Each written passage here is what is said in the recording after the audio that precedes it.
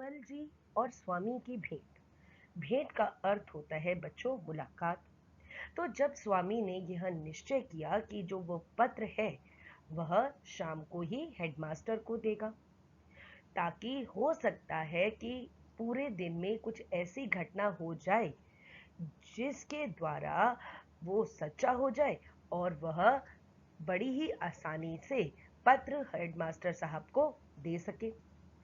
अब हुआ क्या बच्चों कि जैसे ही स्वामी कक्षा के पास पहुंचा और उसने अंदर झांक कर देखा तो देखा मास्टर जी। कौन से मास्टर जी? सैमुअल जी जो है वो अंदर गणित पढ़ा रहे हैं। गणित का अर्थ होता है मैथ्स।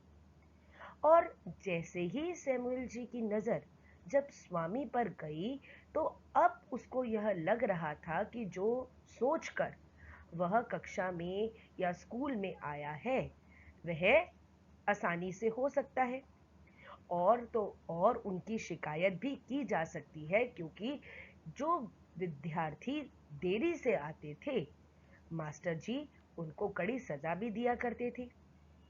मास्टर जी ने देरी से आने का कारण पूछा। स्वामी ने कहा सिर में दर्द था। अब यहाँ पर जब मास्टर जी ने स्वामी से यह पूछा कि स्वामी तुम इतना देरी से विद्यालय क्यों आए हो, तो स्वामी ने कहा कि मेरा विद्यालय देर से आने का कारण यह है कि मेरे सिर में बहुत दर्द था। तो पिताजी ने तो कहा कि कक्षा जो छोड़ना है वो ठीक नहीं है, इससे जो गृह कार्य जो है उसका और कक्षा कार्य का हट जाना होगा। तो इसलिए मैं देरी से विद्यालय आ गया। अब सब कुछ सुनकर स्वामी को कक्षा में बैठने की अनुमति मिल गई, क्योंकि सैमुअल जी ने स्वामी को कुछ भी नहीं कहा। अब मास्टर जी ने गृह कार्य का मुआयना करना शुरू किया। मुआयना का मतलब होता है देखना, जांचना। जिनका कार्य पूर्ण नहीं था उन्हें बेंच से धीरे धीरे से छुआ और बेंच पर खड़ा कर दिया। अब जो थी वो स्वामी की बारी थी, क्योंकि अब स्वामी को लग रहा था कि अब उसकी इच्छा कुछ ही पलों में पूर्ण होने वाली है और उसकी खुशी का ठिकाना नहीं था। तो यहाँ पर यह बताया गया कि स्वामी जो था वह यह सोच रहा है कि थोड़ी ही देर में जब मास्टर साहब उसका गृह कार्य नहीं जांच पाएंगे, क्योंकि जो उसने नहीं किया है तो वह उसे बैट से मारेंगे और अब वह आसानी से अपनी चिट्ठी या खत जो है वो हेडमास्टर साहब को दे सकता है, और अब वह जो झूठा भी साबित नहीं होगा, उसका अपराध बोध जो है वह समाप्त हो जाएगा। जी का स्वामी से गृह कार्य के विषय में पूछना। यहाँ पर स्वामी से गृह कार्य के विषय में उनके मास्टर जी ने वार्तालाप करनी शुरू की। सैमुअल जी ने पूछा, स्वामी तुम्हारा गृह कार्य कहाँ है? अर्थात जो मैंने कार्य तुम लोगों को शुक्रवार वाले दिन दिया था वो कहाँ है? तपाक से उत्तर देते हुए कहा। तपाक का मतलब है बड़े ही आवेग के साथ, जोश के साथ उत्तर देते हुए स्वामी ने कहा, नहीं किया, क्योंकि सिर में दर्द था। अब यह उत्तर जो मास्टर जी को दिया गया था तो यह सोच के दिया गया था कि जैसे ही सैमुअल जी इस बात को सुनेंगे तो वह जरूर बेत से स्वामी को मारेंगे और बेंच पर खड़ा कर देंगे, जिससे उसका जो अपराध बोध था कि मास्टर जी छोटी छोटी बातों पर मारते हैं वह खत्म हो जाएगा और वह आसानी से अपनी जो चिट्ठी है, जो खत है, वो हेडमास्टर साहब को दे पाएगा। लेकिन ऐसा कुछ नहीं हुआ। बिना कुछ कहे मास्टर जी ने बैठने के लिए कह दिया। यहाँ पर मास्टर जी ने जब स्वामी का उत्तर सुना तो मास्टर जी ने स्वामी को कुछ नहीं कहा और सिर्फ बेंच पर बैठने का आदेश दिया। पीरियड समाप्त होने पर स्वामी को निराशा हाथ लगी। अर्थात जिस कार्य हेतु, जिस कार्य की सिद्धि हेतु आज स्वामी ने कक्षा में प्रवेश किया था, वह पूरा पीरियड खत्म होने के उपरांत भी कार्य नहीं हो पाया था। आखिरी पीरियड भी सेमुल जी का ही था। अब स्वामी के पास केवल एक ही मौका रह गया था, क्योंकि आखिरी पीरियड में भी सेमुल जी ने ही आकर कक्षा में पढ़ाना था। आखिरी पीरियड शुरू हो गया, जिसमें उन्होंने इतिहास पढ़ाना शुरू किया। इतिहास का अर्थ होता है बच्चों हिस्ट्री। बच्चे अध सोए। अध सोए का मतलब है आधे सोए हुए, क्योंकि पीरियड आखिरी था, बच्चे थक चुके थे और आधे सोए हुए से लग रहे थे। सेमुल जी ने इतिहास का पहला प्रश्न पूछते हुए कहा, वास्को डी गामा भारत कब आया था? उसका जिक्र सुनते ही स्वामी की जो सोई हुई आशा थी, वो दोबारा से उठ खड़ी हुई और उसे लगा कि उसके पास अब मौका आ गया है कि वह सेमुल जी को उत्तेजित कर सकता है। एकाएक खड़ा हो गया। एकाएक का मतलब है अचानक, और बिना सोचे समझे स्वामी जो था वह सेमुल जी से प्रश्न करने लगा। सेमुल जी से स्वामी का सवाल पूछना। यहाँ पर बच्चों उन सवालों के विषय में बताया गया है जो बिना सोचे समझे स्वामी जो था वो सेमुल जी से पूछा जा रहा था। और यहाँ पर संवाद शैली भी बताई गई है कि किस तरह से एक दूसरे के साथ, किस भाव में एक दूसरे से सवाल यहाँ पर सेमुल जी ने और स्वामी ने किए। स्वामी ने पहले प्रश्न पूछते हुए कहा, सर, कोलंबस हिंदुस्तान क्यों नहीं आया? सेमुल जी, वह रास्ता भूल गया था।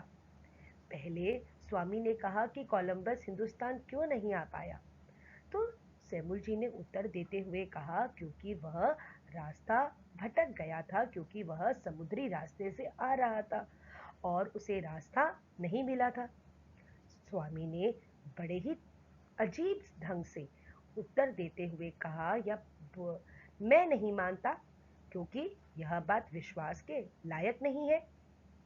अब स्वामी ने अपने मास्टर जी को उत्तेजित करते हुए कहा, आप जो बोल रही हैं मैं उस बात पर विश्वास नहीं कर रहा, क्योंकि आपका जो उत्तर है वो विश्वास के पात्र ही नहीं है।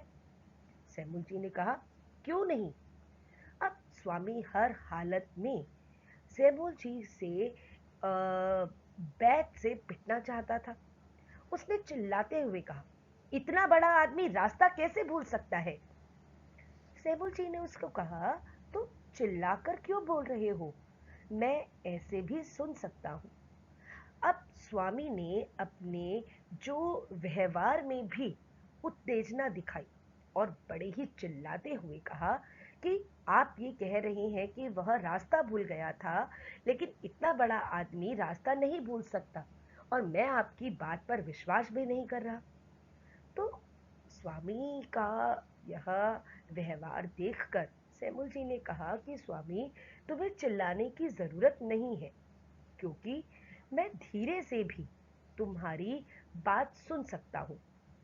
अब स्वामी ने अपना व्यवहार और उत्तेजित करते हुए कहा, मैं चिल्ला नहीं रहा हूँ सर, ईश्वर ने मुझे ऐसी ही आवाज दी है, मैं क्या कर सकता हूँ?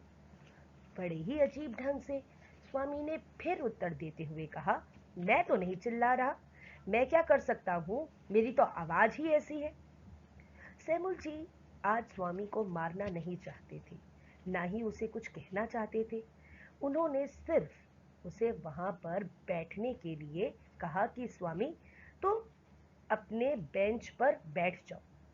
अब स्वामी जो था वो बहुत ही खुश था।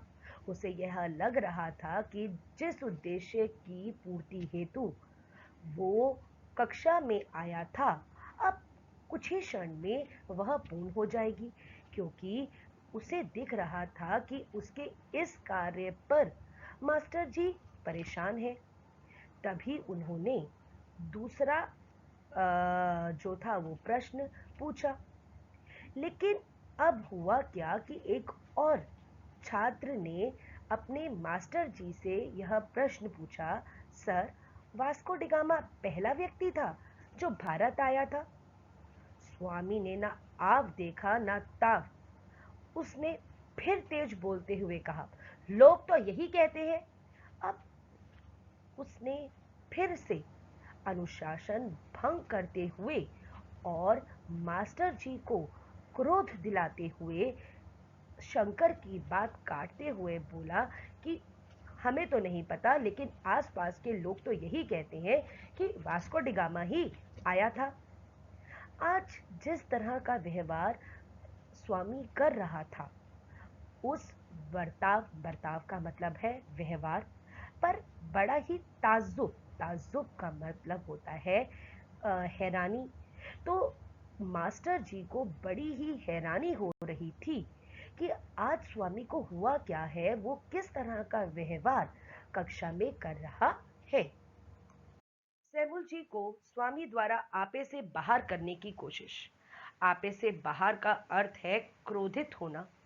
तो यहाँ पर स्वामी जो था वो बार बार यह कोशिश कर रहा था कि सेमुल जी आपे से बाहर होकर कोई इस तरह का कार्य कर दें जिससे वह आसानी से खत हेडमास्टर साहब को दे दें। छुट्टी होने में 15 मिनट शेष थे। अब मात्र 15 मिनट ही स्वामी के पास रह गए थे और उसे कुछ ऐसा करना था ताकि उसे अपराध का बोध ना हो और वह आसानी से हेडमास्टर साहब को वह खत दे दे। मास्टर साहब ने सभी लड़कों से कहा कि सभी अपनी किताबें बंद कर दें, क्योंकि अब वह मौखिक अभ्यास कार्य करवाएंगे। प्रश्न करते हुए मास्टर जी ने कहा, वास्को डिगामा कब भारत आया? स्वामी ने ना आव देखा ना ताव पुनः चीख कर बोला, सन 1648 में 20 दिसंबर के दिन।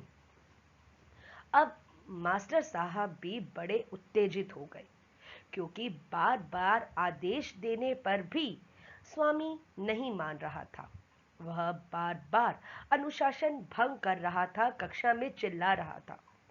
मास्टर साहब ने भी अपने कड़े शब्दों में कहा, बेवकूफ लड़के बैठ जाओ, चिल्लाने की जरूरत नहीं है। अब यहाँ पर मास्टर साहब ने भी स्वामी को कहा कि तुम क्यों बार बार चिल्ला रहे हो, अपनी बात आसानी से कहो और बेंच पर बैठ जाओ।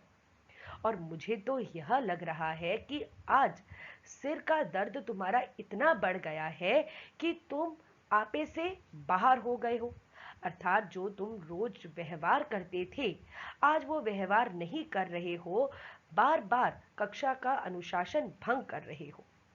और अब की बार तुम कक्षा में चीख कर बोले तो मैं तुम्हें बैत लगाऊंगा। यह सुनकर स्वामी की खुशी का ठिकाना ना रहा। खुशी का ठिकाना का मतलब है कि वह अत्यंत ही प्रसन्न हुआ कि वह अगर इस कार्य को थोड़ी देर और निरंतर करेगा तो जो मास्टर साहब हैं वह उसे बैत से कभी भी मार सकते हैं। और यह सोच सोचकर वह बड़ा ही प्रसन्न हो रहा था। स्वामी की इच्छा पूर्ति, अर्थात जिस आकांक्षा को लेकर स्वामी ने आज कक्षा में प्रवेश किया था वह पूर्ण हो गई थी। मास्टर जी ने मुगल साम्राज्य के बारे में सवाल पूछते हुए कहा, आप मुगल बादशाहों में सबसे महान किसे समझते हैं? सैमुल जी ने अगले विषय पर बात करते हुए कहा कि आप क्या मुझे बता सकते हो कि मुगल बादशाहों में से या मुगल राजाओं में से सबसे महान राजा कौन था? स्वामी ने तुरंत खड़े होकर उत्तर देने की कोशिश की, लेकिन सैमुल जी ने उसे देखा और कहा, स्वामी तुम बैठ जाओ। स्वामी ने अब अपने व्यवहार में भी असभ्यपन दिखाया और उसने कहा, नहीं बैठूंगा। बार बार सामने बोलने और बात ना मानने पर मास्टर जी को क्रोध आ गया, क्योंकि मास्टर जी बार बार असभ्य व्यवहार को देखकर स्वामी को मना कर रहे थे। लेकिन स्वामी बार बार इस तरह का व्यवहार कक्षा में प्रस्तुत कर रहा था, जिससे दूसरे लड़के भी इसका फायदा उठा सकते थे। अब मास्टर जी को भी क्रोध आ गया। उन्होंने स्वामी के कान खींचे, दराज में से बेत निकाली और तीन तीन बेत लगाई। अर्थात मास्टर जी ने कहा कि स्वामी तुम मेरी बात नहीं मान रहे हो। इसलिए उन्होंने कान खींचते हुए अपने जो मेज थी उसकी में से बेत निकाली और तीन तीन बेत जो थी धीरे धीरे से स्वामी के हाथ पर लगाई। लगाने का जो प्रभाव था वो बहुत ही मामूली सा था। उन्होंने बहुत तेज जो बेत थी वो नहीं लगाई थी, क्योंकि इसका अंदाजा हम इसलिए भी लगा सकते हैं कि स्वामी जो था वो बिना हिले बड़ी ही आसानी से उसने उन बेत को सह लिया था। पैरों तले जमीन खिसकना। पैरों तले जमीन खिसकना का अर्थ है विश्वास ना हो पाना। आखिर स्वामी के साथ ऐसा क्या हुआ कि उसे अपने इस कार्य पर विश्वास ही नहीं हो पाया। छुट्टी के बाद स्वामी ने किताबें उठाई और खत लेकर हेडमास्टर जी के दफ्तर की ओर बढ़ा। अब जिस कार्य हेतु आज वह विद्यालय आया था वो पूर्ण हो चुका था। उसने अपनी किताबें उठाई और खत लेकर हेडमास्टर के दफ्तर की तरफ बढ़ रहा था, परंतु ताला देखकर चपरासी से पूछा, हेडमास्टर जी कहाँ हैं? अब जैसे ही वह दफ्तर के सामने पहुंचा तो उसने देखा कि हेडमास्टर जो है उनके दफ्तर पर तो ताला लगा हुआ है और उनके चपरासी से पूछा उन्होंने कि हेडमास्टर साहब कहाँ हैं? मुझे खत देना है। और उसने आने का कारण भी बताया कि मैं यहाँ पर इसलिए आया हूँ कि मैं यह खत जो मेरे पिताजी ने दिया है वो मैं उनको दे सकूं। चपरासी ने उत्तर देते हुए कहा, छुट्टी पर गए हैं, तुम ये खत उप हेडमास्टर साहब सैमुल साहब को दे सकते हो। अर्थात चपरासी का उत्तर सुनते ही अब स्वामी को अपने पर विश्वास ही नहीं हो पा रहा था। उसके पैरों तले तो जमीन ही खिसक गई थी कि जब उसने यह सुना कि वह तो है ही नहीं विद्यालय में, वे तो छुट्टी पर गए हैं और अब आज के समय जितना भी स्कूल का कार्य है वह सभी के सभी कार्यों को उप हेडमास्टर साहब यानी कि जिसे हम वाइस प्रिंसिपल भी कह सकते हैं वे सैमुल साहब हैं। और चपरासी ने कहा कि तुम एक कार्य करो कि अपना यह पत्र सैमुल साहब को ही दे दो, अभी आते ही होंगे और तुम यहाँ पर थोड़ी देर इंतजार करो क्योंकि छुट्टी हो गई है और कभी भी सैमुल साहब यहाँ पर आते ही होंगे। यह सुनते ही स्वामी तेजी से भागा। अब स्वामी वहां पर रुकना नहीं चाहता था। उसका सारा प्रयास धूमिल हो चुका था और उसने न इधर देखा न उधर और वह घर की ओर तेजी से भागने लगा। अंत में स्वामी का वास्तविकता से सामना होना। वास्तविकता मतलब है सच्चाई से सामना होना। बच्चों, आपको कक्षा के आरंभ में ही बता दिया गया था कि झूठ की आयु बड़ी ही छोटी होती है, वह सामने कभी ना कभी तो आ ही जाता है। घर पहुंचकर स्वामी ने जो पत्र था वो पिता को दे दिया और वे जो थे क्रोधित होकर बोले, मैं जानता था कि तुम यह पत्र नहीं दोगे। पिता ने कहा, स्वामी मैं अच्छी तरह जानता था कि तुम झूठ बोल रहे हो और यह पत्र तुम मास्टर साहब को हेडमास्टर साहब को नहीं दोगे। स्वामी ने अपने पक्ष को मजबूत करते हुए कहा कि हेडमास्टर साहब तो छुट्टी पर है, जब आ जाएंगे तब जरूर दे दूंगा। स्वामी ने कहा कि अभी तो हेडमास्टर साहब है ही नहीं और जब वे आ जाएंगे तब मैं जरूर दे दूंगा। बच्चों, यहाँ पर एक बात ध्यान से सुनिए कि यदि अगर कोई बड़ा व्यक्ति विद्यालय का किसी भी कार्य हेतु छुट्टी पर गया हुआ होता है तो उनकी अनुपस्थिति में जितना भी कार्य है वह सभी के सभी कार्यों को उप हेडमास्टर साहब के द्वारा पूर्ण किया जाता है। तो यदि अगर वह सच बोल रहा होता तो हेडमास्टर के स्थान पर वह उप हेडमास्टर साहब को भी पत्र दे सकता था, लेकिन स्वामी ने उप हेडमास्टर साहब को पत्र देने की हिम्मत नहीं की। क्यों नहीं की? क्योंकि स्वामी अच्छी तरह जानता था कि उसने झूठ बोला है। वह विद्यालय इसलिए नहीं जाना चाहता था क्योंकि उसने अपना गृह कार्य नहीं किया था। पिताजी को भी अब स्वामी पर बहुत ही क्रोध आया। उन्होंने पत्र फाड़ डाला और गुस्से में कहा, आज के बाद सेमुल जी की शिकायत लेकर मेरे पास मत आना।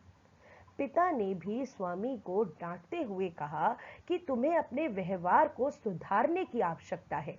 जो तुम आलस्य दिखाते हो गृह कार्य को पूर्ण ना करने की और उसके बाद कई तरह के बहाने लगाते हो और अध्यापक के लिए गलत शिकायत मेरे पास लेकर आते हो, आज के बाद सेमुल जी की या अन्य किसी अध्यापक की शिकायत लेकर मेरे पास मत आना, क्योंकि कोई भी अध्यापक बिना किसी कारण अपने छात्रों पर क्रोधित नहीं होते।